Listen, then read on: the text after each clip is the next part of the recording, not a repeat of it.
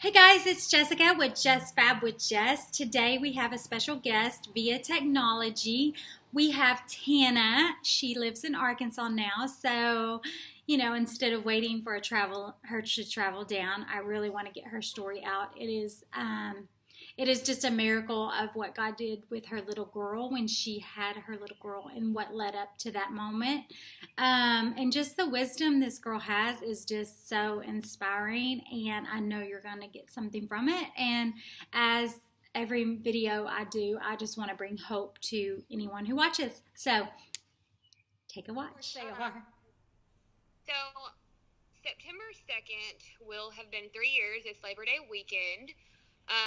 So I received a call the day after I was still pregnant with Ellie, and I was at work, and I had received a message to get a hold of Audie's grandma. Audie is Ellie's father, and he was my husband at the time. We were married and separated. So I was at work, and I had been sent a message to reach out to Audie's grandma and to give her a call. Mm-hmm. So, of course, I stepped away, and I went into the break room, and I called her, and I hadn't been talking to them, really, because I just had separated myself. Right. And so I reached out to her and kind of had a feeling something was up just because of the way that I was messaged. And when I gave her a call, Audie's grandma, Linda, asked me, she said, are you sitting down? Are you ready for this? And so I'm like, yeah, what's up? What's wrong? And I can still hear you. Okay, good. And so I'm like, yeah, what's up? What's wrong? And she said, well, Audie hung himself last night. And my first initial reaction, honestly, was just kind of shock. Right. I don't think, I can't say, I really broke down in tears right there because it was just such a shocking thing to hear. Mm-hmm. When Audie and I was together, he did make comments about it, but it was never anything that, he would, joke around about it. Right. So, it just kind of, it's shocking for anybody to hear something like that. So, I got off the phone, and my first thing to do was to, try to go back to work, which I don't know why. I thought, I'm just going to walk out here and act normal, I didn't know how to act. Am I supposed to go back to work? Am I supposed to be normal? Or, because when you're separated with someone, it's you're sad, it's upset, but it's is it okay for me to be upset? Right. So I went back out there to my desk, and then it kind of started to hit me, and I was kind of like, oh my gosh. And so I pulled someone aside, and I'm like, the first thing I could do was tell someone, and then when I really started speaking it out loud, it just sunk hit me all at once. So,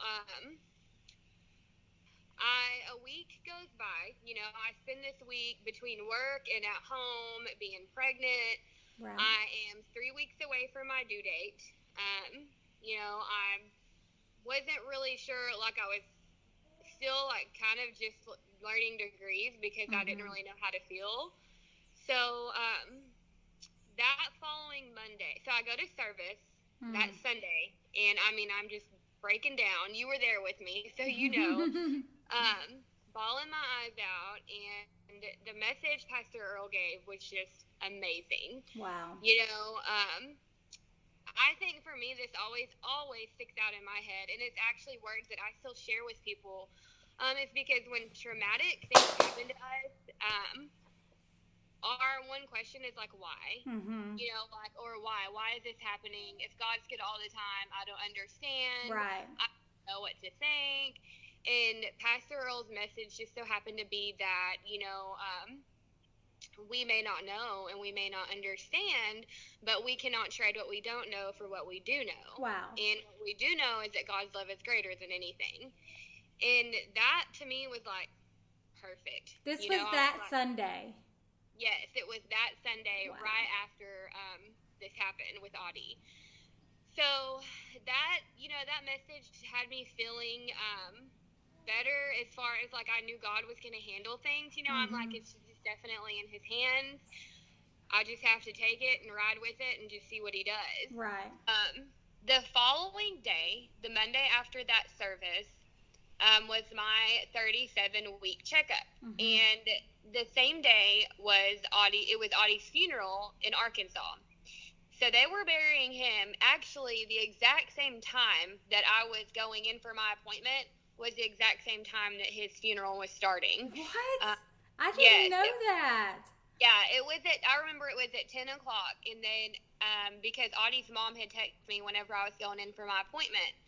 And 10:30, somewhere around there. And I remember my appointment being at the same time because I remember sitting in the waiting room talking to my sister on the phone just crying because it's like I felt like I should be there, but then I felt, I guess I felt more out of guilt that I should be there. Right.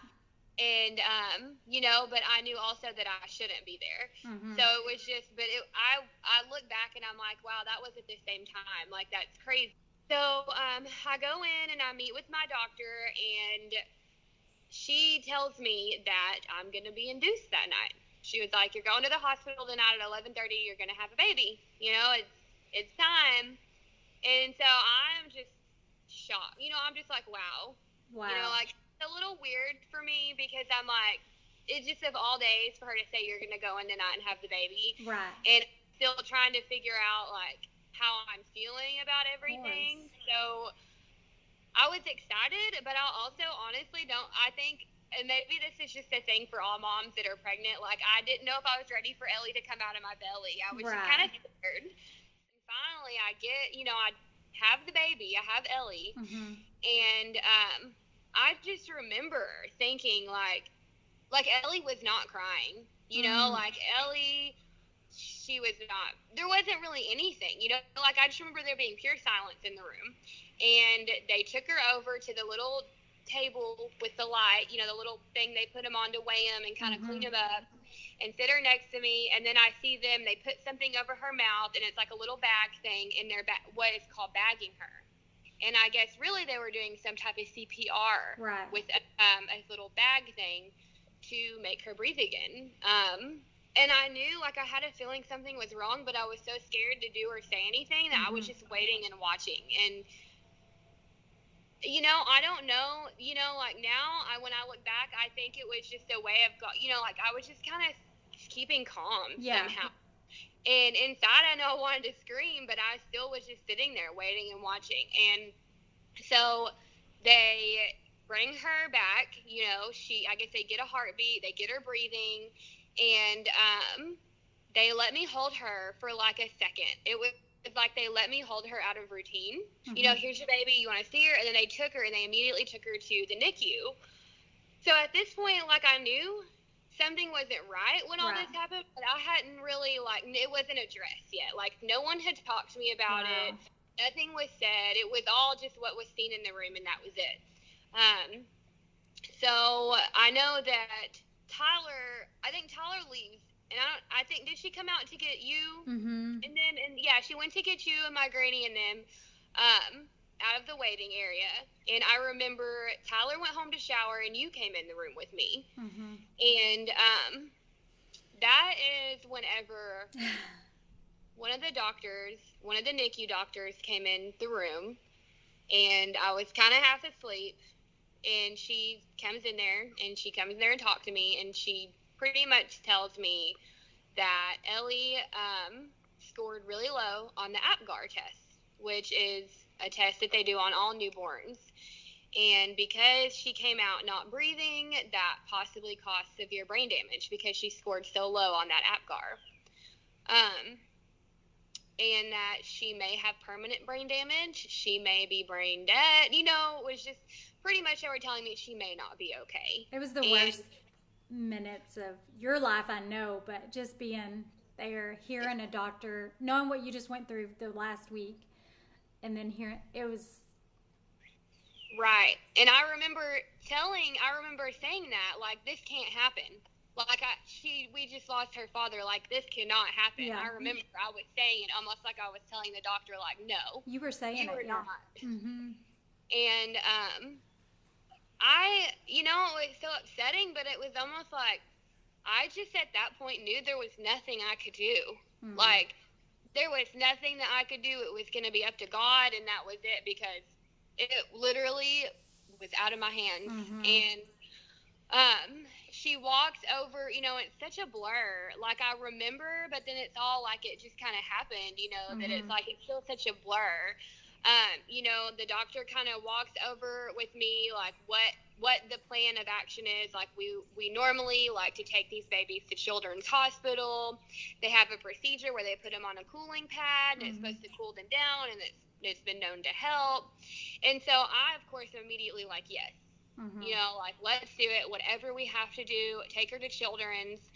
And I know I was just so scared, but I still had such a sense of peace also. And I remember, in between that time, like they were working on getting things set up to take her to Children's. Awesome Jessica volunteered to go to the hospital with Ellie because I was not able to be released from the hospital yet. So I remember at one point sitting in that hospital bed, and you were holding my hands, and I don't even think my sister was back up there yet. And I do remember the words that came out of my mouth were the exact words of what Pastor Earl had said at that service. Yeah. And it was, I will not trade what I don't know for what I do know. And that's his love is greater. And in between the time of whenever they were going to take her to Children's, and all of this is going on, like, you're calling my sister, my sister's working on getting back up there. One of the techs, the CNA that was there, had come in to kind of help clean me up. And first thing she came in there, and her name was Kiki. I'll never forget Kiki. The first thing she said is, I just want you to know that I went in there and I laid hands over that baby, and I prayed over your baby girl, and everything is going to be all right. God has got her. And that was a huge sign right there already that God, he's got this. He's got the perfect people placed where they need to be. Things are going to be okay. Yeah. And if I remember correctly, like, Kiki wasn't even supposed to be working that night. She had picked up a shift for somebody and wasn't even supposed to be there, and just happened to be there. And, Ellie, so they take Ellie to Children's. They bring her in there to see me before they transport her in the ambulance. And they take her to Children's. You follow the ambulance there. And I think the next glimmer of hope was from when they took her from Lake Point and Rowlett to Children's. And you and Mara were there. That's right. Mara came up there, and y'all prayed over her, and y'all played worship music over her. And later on that night, I would say probably closer to like 10 or 11 that night, it was late, I called back up to Children's to see how she was doing. And they did another APGAR test on her there, and they said she scored great. She did great on her APGAR test. So just in that time of when I delivered her, which was about 5:30 p.m.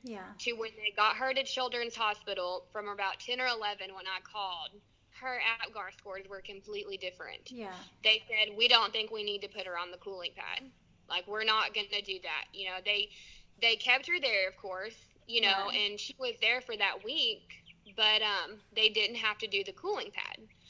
So that's, my next just like big, like, wow, God, you're moving. Yeah. Yes. And it just was amazing to me, like, how quickly, like, I'm devastated, but then it's like, I just see him all around me, all these things.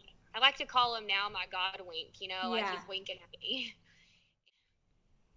When I look at everything that's happened, there's no coincidence, there's no other answer for it other than God was so present in that situation, and that changed my life forever. Yeah. I mean, there is nothing in this world that will ever shake my faith ever again. I face situations every day, being a single mom, and just, it's scary. Being a parent is scary.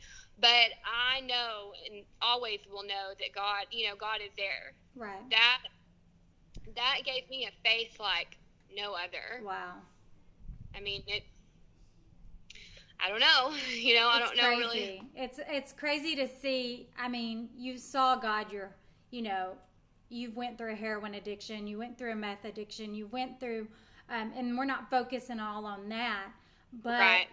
even in those moments, built your faith for when you were faced with this week from hell, and you were strong enough in your faith to believe that God could do miracles. He could move mountains. And that's exactly what he did. And we believed it. And literally, that little girl's going to do so much and is so beautiful. And yeah, is your faith not challenged a lot still? It is. And do you still not go through things? You do. But at the end of the day, there's hope for anyone's situation. Right. And then there's purpose even out of Audie's death. There's purpose. There's purpose out of the pain. And I think that's what we have to realize is you have a precious baby girl.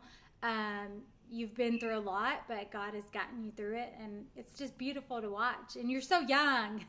It's crazy. You're so young and has been through so much. And so I'm just thankful for your story. I'm thankful she's a beautiful little girl and healthy and happy, and God's just been amazing walking you through that. So I'm proud of you. Is there anything you want to say to anybody?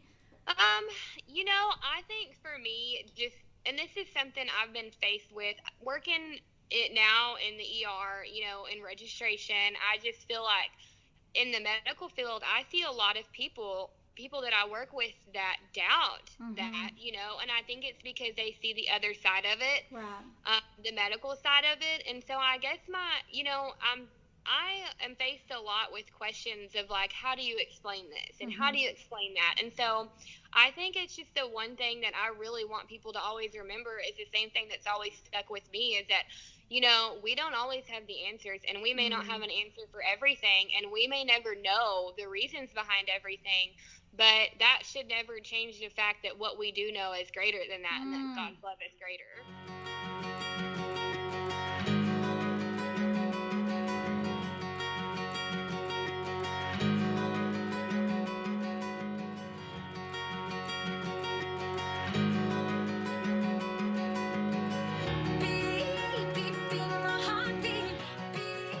Hey guys, thanks for watching Tanna's story. Wasn't it amazing? Doesn't it bring hope for any situation?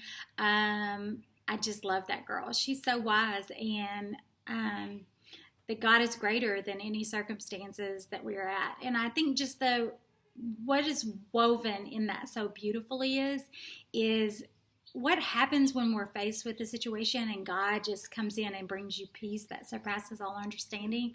And that really showed up in her world when we got the news in the hospital bed, and just the strength that she had to believe that God was going to get her through it, and he did. And I'm thankful. Thanks for watching. Have a good day.